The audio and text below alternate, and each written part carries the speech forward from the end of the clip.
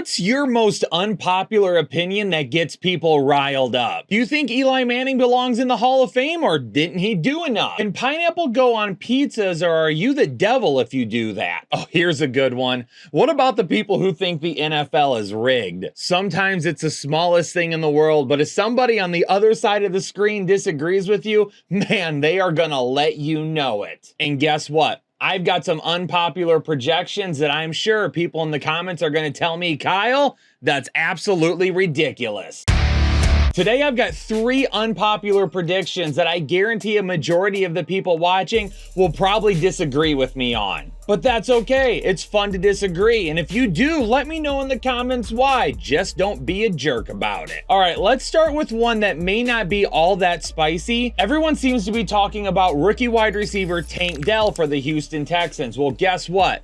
Unpopular prediction number 1 is that Nico Collins outscores Tank Dell this year. I'm not really sure why people have fallen in love with Tank Dell, other than the fact that CJ Stroud apparently told the Texans he would love to have him on the team. And that's great and all, but that doesn't necessarily translate to fantasy viable numbers. Nico Collins is heading into year 3 in the league, and he is the guy that is the most complete package on the roster at the wide receiver position. May not be the best route runner in the world, but he is able to stretch the field, go up and get the ball, contested catches, a little bit of big playability. He's going to be the type of guy that CJ Stroud needs to be successful. The problem with Tank Dell is he's anything but a tank. He's 5'8", 165 pounds. You could grab the guy after practice and toss him into a swimming pool, pull him out, and he still wouldn't weigh as much as I did when I was in my athletic days. Which is fine that he's on the smaller side,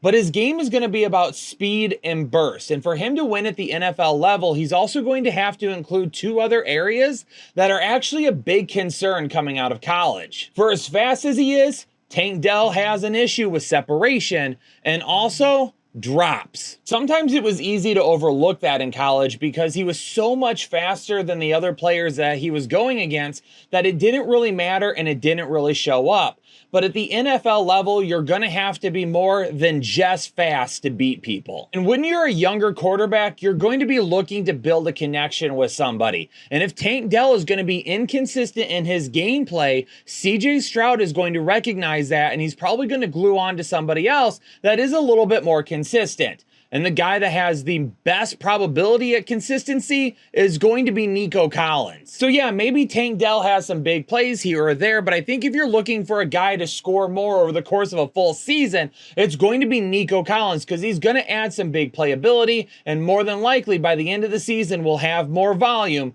than Tank Dell. All right, let's turn the heat up a little bit. Let's go like medium right here, and let's talk about the fact that I'm predicting Khalil Herbert will score more points this season than Dante Foreman and your favorite rookie running back that you can get in the later rounds, Roschon Johnson. Listen, I hear everybody saying it. If Bijan Robinson wasn't at Texas, Roschon would have been a beast. And I don't really doubt that. He may have been a very good running back if Bijan hadn't been around. But he was, so it doesn't change that. So I don't know why we keep talking about it. At this point, we just have to see him translate to the NFL level. And there's a great chance that he could. Again, I'm not knocking Roschon Johnson here. I am knocking the fact that people are getting a little too hyped up on the rookies and forgetting about the guys that are already on the roster. Khalil Herbert has been buried behind David Montgomery the last couple of seasons, so he's never put up huge numbers to make your eyes go, man, he's the next guy. Except for people that were like, hey, he's the next guy because he's better than David Montgomery, but they just drafted this rookie, so now this rookie's better than Khalil Herbert, even though Khalil Herbert's the intended starter. See why that doesn't make a whole lot of sense? Khalil Herbert on a per-touch basis was actually one of the better running backs in the NFL last season. He was extremely dynamic and extremely efficient. In fact, in the games last season in which he got 10 or more touches, he actually averaged top 12 running back numbers per game. And again, he's heading into year 2 of this new offense along with Justin Fields. They do have some upgraded weapons at wide receiver and on the offensive line now, so we'll have to see how things develop for them. But for the Bears to just give up on Khalil Herbert doesn't make a ton of sense given the fact that he was so good at times last season. Now, the name of the game for Herbert will be staying healthy. If he's the starter to begin the season and he stays healthy, I don't really see him relinquishing that role. But if he were to get hurt and miss time, that would be an easing opening for D'Onta Foreman or Roschon Johnson to step in and start taking more of those touches. And I don't think Khalil Herbert is going to be going for 20 or 25 carries a game. But if you gave him 15 carries a game and he on the season scores, let's say, maybe 8 touchdowns, you're going to be getting a really solid flex option. And that's not going to give D'Onta Foreman or Roschon Johnson the opportunity to step in and take a job from him. So it's not so much that Foreman and Johnson aren't good enough to take the job. It's just, are they going to be better than Herbert if Herbert is healthy? So yeah, I'm going to say Herbert stays healthy, plays in a majority of games this season, and he ends up scoring more than Johnson and Foreman. All right, this one is going to be by far the spiciest, and I am going to beg you, please, whatever side you are on, after you hear me give you this unpopular prediction, just listen to the entire reason why before you comment. Because I know some of you are going to hear it and automatically think I'm freaking insane. While some of you will hear it and be like, you know what? You may have a point here. But my unpopular opinion is that Jonathan Taylor outscores Bijan Robinson this year. I understand why Bijan Robinson is going ahead of Jonathan Taylor in drafts. Jonathan Taylor burned a lot of people last year, so they kind of have that recency bias against him, whereas Bijan Robinson is the new shiny toy with the high upside that everybody wants to say, hey, I owned him his rookie year. But for me to accurately break this down, I think I'm going to need a chalkboard or something, because I've got some numbers for you. Hey, Taylor, can you help me out with that? All right, that's much better. Let's go ahead and throw some Jonathan Taylor stats up here and talk about those before we move on to Bijan Robinson. Now, before he got injured last season in weeks 1 through 4, he seemed to be fully healthy. And during that time, he had 328 yards on 81 attempts. On a per game basis, that comes out to just about 20 attempts per game and just about 82 yards per game. And then, of course, he dealt with the injuries. He was on and off the field. He just didn't seem to be fully healthy until week 10.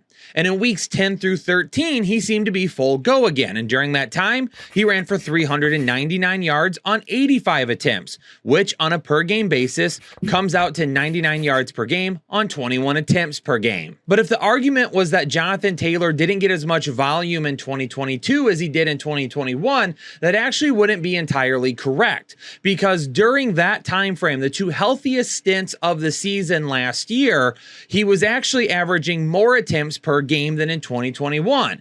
Because in 2021, he was averaging 19 attempts per game, but he was running for 106 yards. So yes, the volume was still there. Unfortunately, the yards were down some, especially at that first point of the season, but I think we can attest that to the fact that this offense just did not function well last year. No, the biggest drop-off in production was actually based on his touchdowns per game, because in 2021, he averaged 1.05 rushing touchdowns per game, whereas in 2022, he averaged 0.40 rushing touchdowns per game. All right, let's get this chalkboard out of here and out of the way, because I want to talk about Jonathan Taylor's situation now.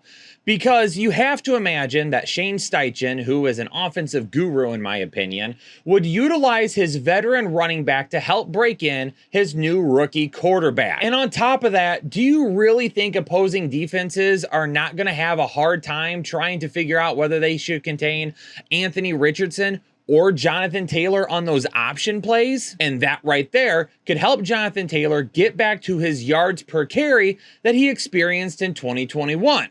So if we keep the volume the same, around 20 rushing attempts per game, and the addition of Anthony Richardson, the offensive line being a little bit healthier, and the offense as a whole just functioning better, definitely could help him out getting back to yards per game. So the only other thing that we need to get back would be the rushing touchdowns per game. And while it may be tough to bet on those, I still think that we could look at Jonathan Taylor and realistically think to ourselves 8 to 10 touchdowns next year are well within his grasp. Okay, now that takes me to Bijan Robinson and why I think Jonathan Taylor will outscore him this year.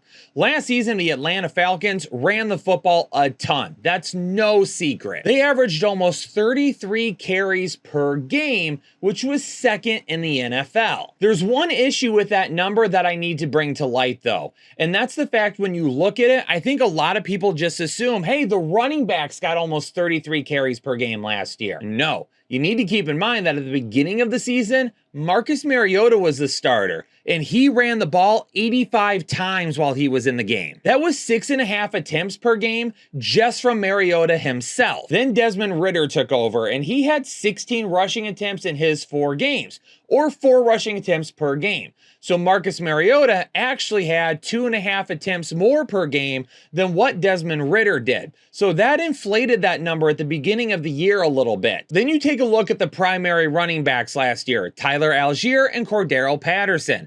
Algier had 210 rushing attempts, where Cordarrelle Patterson had 144 rushing attempts. So let's say that Bijan Robinson is 100% locked in as the starter this season, and then Tyler Algier is going to be his backup, with Cordarrelle Patterson taking more of just a pass-catching role, maybe moving back out to wide receiver a little bit, but not getting 144 attempts again. Is it not possible to think that Tyler Algier, who is a much better running back than Cordarrelle Patterson, would still be in line for potentially 150 carries this year? And then we take Tyler Algier's 210 carries last season and just slide him on over to Bijan Robinson. That was about 13 attempts per game for Algier last year. So let's go ahead and say Bijan Robinson still gets 250 touches or 250 carries next season and adds a few targets in as well. All those numbers are more than conceivable given how much they ran the football last season. But taking 150 rushing attempts and giving them to a backup running back is still a lot of high leverage carries that Algier could be stealing from Bijan Robinson. So yes, the plan is to move Bijan Robinson around as well, but you have Drake London and you still have Cordarrelle Patterson. You've also got Kyle Pitts. There's going to be people fighting for those targets. I just don't think that people are going to get the 70 plus targets from Bijan that they're trying to anticipate. And the numbers are still very realistic and add up to the point that you could still see Jonathan Taylor outscoring Bijan Robinson, because I think people are drafting Bijan Robinson for where his absolute ceiling is and not anticipating that his floor may be the better bet. And Headliner Nation, I told you some of these were gonna be unpopular, and I absolutely know some of you out there disagree with them. So leave me a comment down below and let me know which one you disagree with most. But like I said earlier, don't be a jerk about it. Just be like, hey Kyle, this is why I disagree, and then give me some really good insight, okay? I want to hear some good insight. I want to see some research from y'all. And if you've ever considered becoming a member, I absolutely encourage you to hit that join button down below right now, because you're going to be getting exclusive content, access to our Discord, things that you are going to want and need to dominate your fantasy league this year. Oh, and on the way out, hit that like button for me. And if you're new here, you should subscribe to the channel. Peace out, Headliner Nation. Stay safe and healthy. I'll catch you all in the next episode of the Fantasy Headliners.